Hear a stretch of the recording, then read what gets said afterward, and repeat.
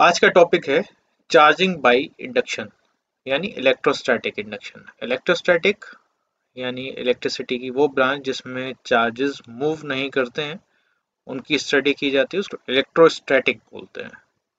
तो जैसे हमारे पास एक एबोनाइट रॉड थी और एक ग्लास रॉड है। ये एबोनाइट रॉड है, एबोनाइट, ये ग्लास रॉड है।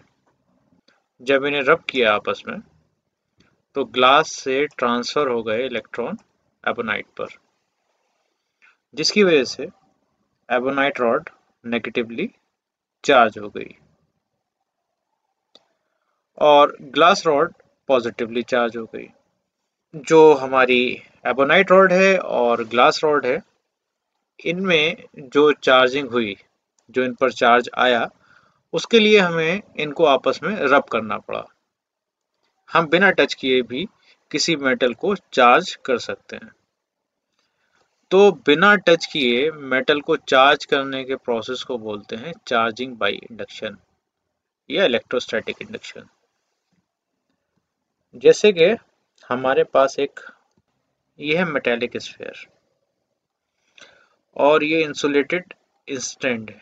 कैसा इंसुलेटेड स्टैंड है ये, ताकि जो भी चार्ज इस पर इंड्यूस हो तो वो ट्रांसफर ना हो जाए टू द अर्थ। इसलिए यहाँ पर ये जो स्टैंड है उसको इंसुलेटेड लिया गया है। अब करते क्या है, अब एक चार्ज रॉड लेते हैं, एक चार्ज रॉड लेकर आते हैं, चाहे वो हमारी एबोनाइट की नेगेटिवली चार्ज रॉड हो या एक पॉजिटिवली चार्ज रॉड हो, ग्लास रॉड या कोई और भी। हम चार्ज रॉड लेते हैं और इसको इस मेटल के पास लेकर आते हैं, मेटेलिक स्फीयर के पास। अब क्योंकि ये मेटेलिक स्फीयर इलेक्ट्रिकली न्यूट्रल था, लेकिन ऐसा तो नहीं था कि इसके पास फ्री इलेक्ट्रॉन नहीं होंगे।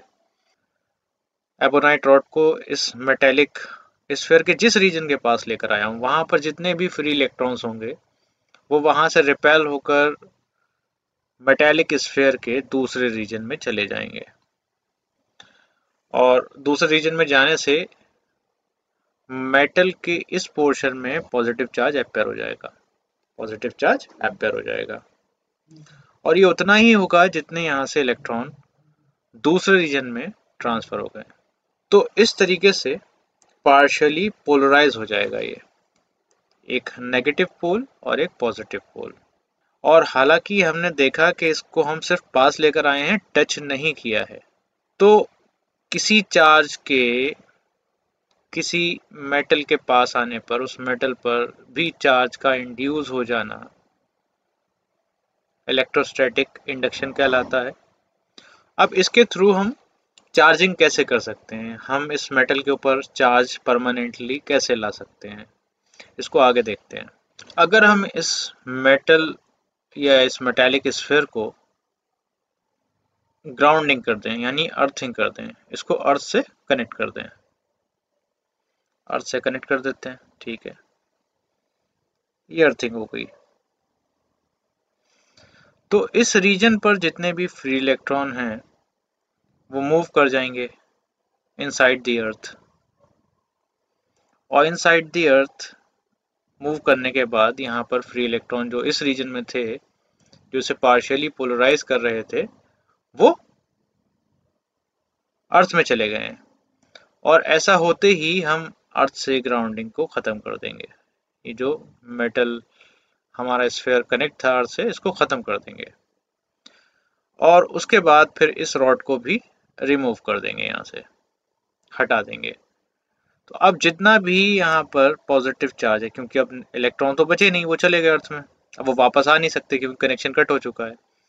तो यहाँ जो पॉजिटिव चार्ज था वो इक्वली डिस्ट्रीब्यूट हो जाएगा पूरे स्फीयर पर।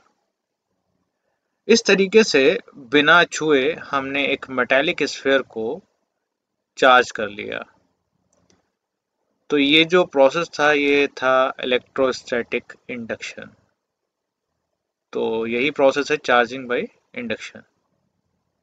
अब अगर यहाँ पर हम पॉजिटिव रॉड को इसके पास लाए होते देन यहाँ पर जो इंड्यूस चार्ज होता वो चार्ज नेगेटिव चार्ज होता, और उस कंडीशन में अर्थ से ग्राउंडिंग करने पर जो इलेक्ट्रॉन थे वो अर्थ से मेटेलिक स्फीयर पर आ जाते।